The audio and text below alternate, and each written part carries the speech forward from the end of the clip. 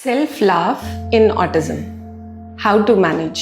Hello friends, मेरा नाम doctor आकांक्षा है। मैं चाइल्ड और एडोलेसेंट साइकियाट्रिस्ट हूँ।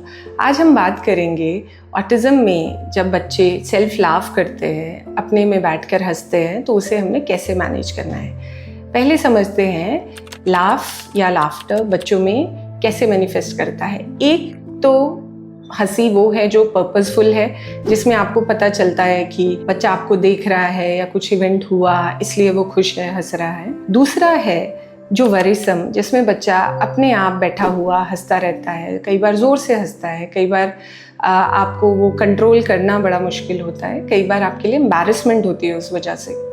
तो जहाँ पे ये सेल्फ लाफ है, नॉन पर्पसफुल लाफ है, हम उसे मैनेज करना सीखेंगे। ये होता क्यों है? ये इसलिए होता है क्योंकि उस मोमेंट पे बच्चा एनवायरनमेंट के साथ डिस्कनेक्टेड है। वो एक अपनी सेल्फ प्ले की जोन में चला जाता है, जिसकी वजह से उसे नहीं फर्क पड़ रहा वो कहाँ पे है, क्या कर रहा है।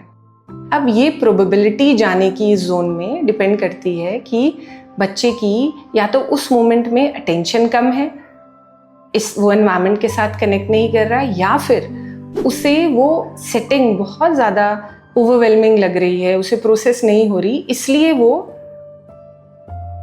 I won't say deliberately but उसका जो मेंटल मैकेनिज्म्स हैं वो उसे अपने आप एनवायरनमेंट से, स्ट्रेसफुल एनवायरनमेंट से डिस्कनेक्ट करते हैं।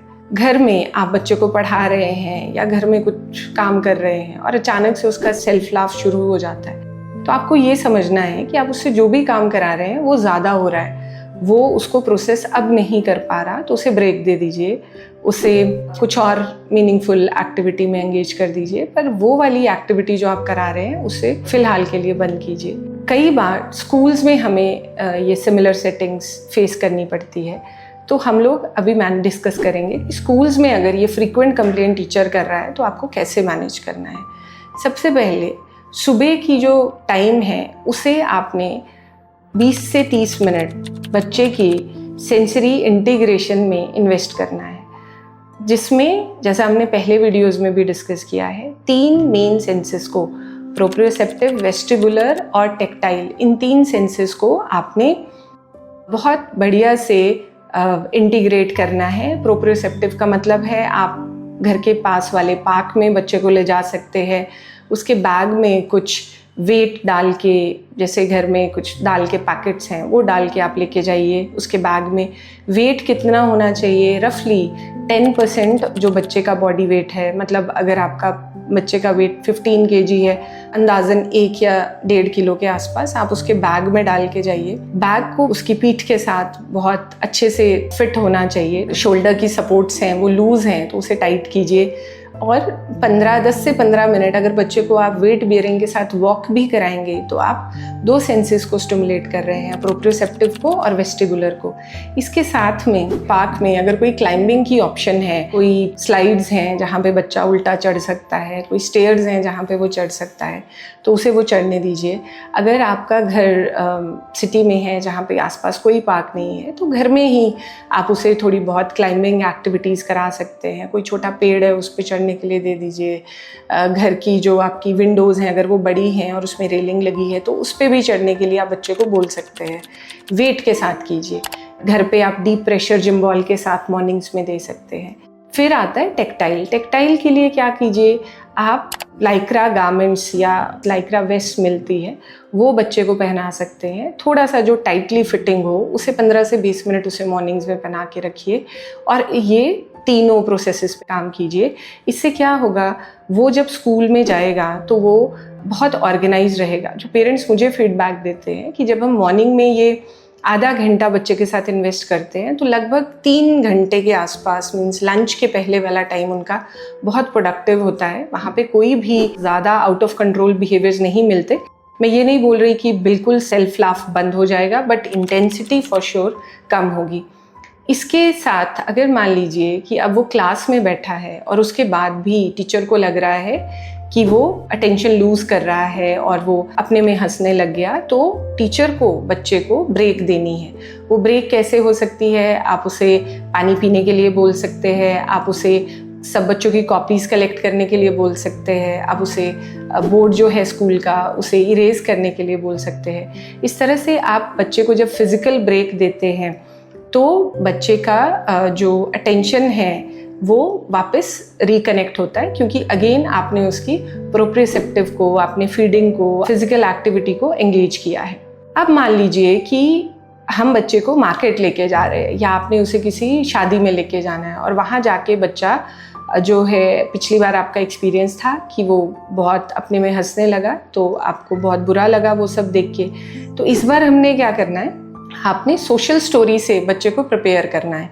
आपने उसे थोड़ा सा पहले से बता के जाना है कि हम कहाँ जा रहे हैं, वहाँ पे क्या क्या होगा। उससे क्या होगा, जब वो बच्चा उस सेटिंग में जाएगा तो वो ज़्यादा ऑर्गेनाइज्ड रहेगा, उससे उसके बिहेवियर ज़्यादा बेटर वे में मैनिफेस्ट करेंगे, आपको प्रॉब्लम बिहेवियर्स कम मिलेंगे।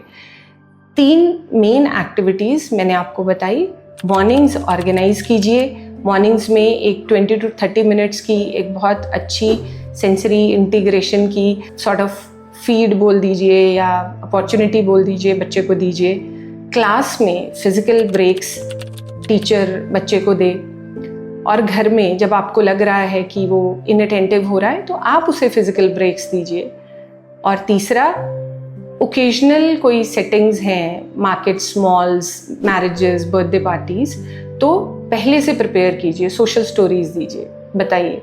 रिसेंटली एक पेरेंट मुझे बता रहे थे कि उनका बच्चा घर में कभी सेल्फ लाफ नहीं करता, वो जब भी डॉक्टर्स के क्लिनिक्स में जाता है या स्कूल जाता है या मार्केट जाता है तब सेल्फ लाफ करता है। तो इसका क्या मतलब हुआ, घर में प्रेडिक्टेबल एनवायरनमेंट है, उसे ओवरवेलमिंग नहीं लग रहा कुछ भी।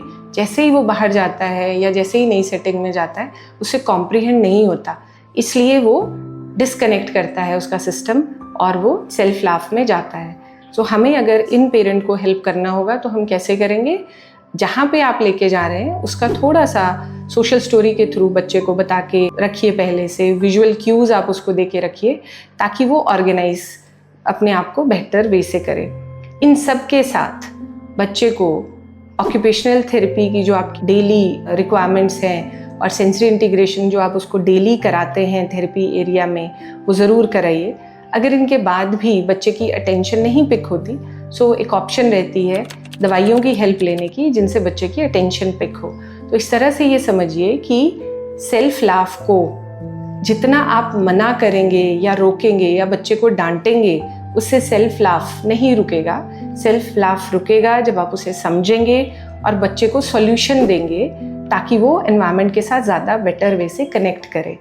जो हमारे पिछले वीडियो में हमने डिस्कस किया था कि जितना बेटर आप सेंसरी प्रोसेसिंग डिसऑर्डर्स को समझेंगे उतना बेटर आप उन्हें मैनेज कर पाएंगे। इसी तरह के इन्फॉर्मेटिव टॉपिक्स को लेके मैं अगले वीडियोस में भी आपसे मिलूंगी।